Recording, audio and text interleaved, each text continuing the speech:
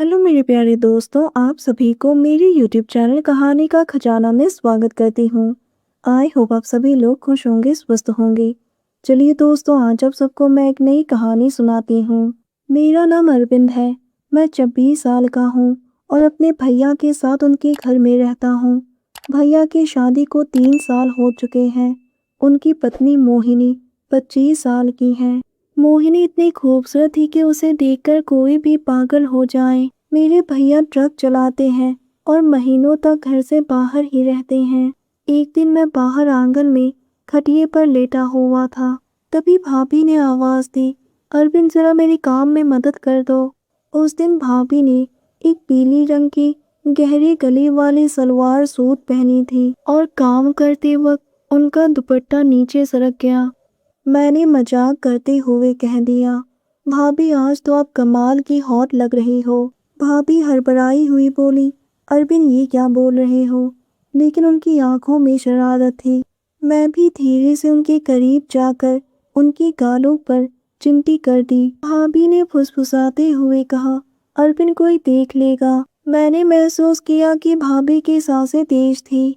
मैंने कहा, भाभी आज घर पर कोई नहीं है तो हम देवर भाभी में मजाक मस्ती तो बनती ही है। दोस्तों, चैनल पर पहली बार आए हैं तो इस वीडियो को लाइक शेयर और सब्सक्राइब करें और एक प्यारा सा कमेंट जरूर कर दें।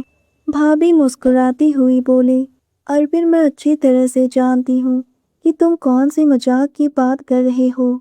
तुम तो हर वक्त अपनी मस्ती के मूड में ही रहते हो। मैंने मुस्कुराते हुए कहा, भाभी अगर तुम सब समझ ही गई हो तो देर किस बात की। भाभी ने कहा, अरविंद बहुत काम है, अभी नहीं बाद में। मैंने भी शरारती अंदाज में बोला, भाभी काम तो बाद में भी हो सकता है। आप तो अच्छी तरह से जानती हो, जब मैं कुछ कहता हूँ तो उसे करके ही रहता हूँ। भाभी ने मुस्कुराते हुए कहा, आजकल तो तुम बहुत शैतान हो गए हो। मैंने कहा, क्या करे भाभी, अब कसूर तो आप ही का है। भाभी ने कहा, अब मैंने क्या कर दिया?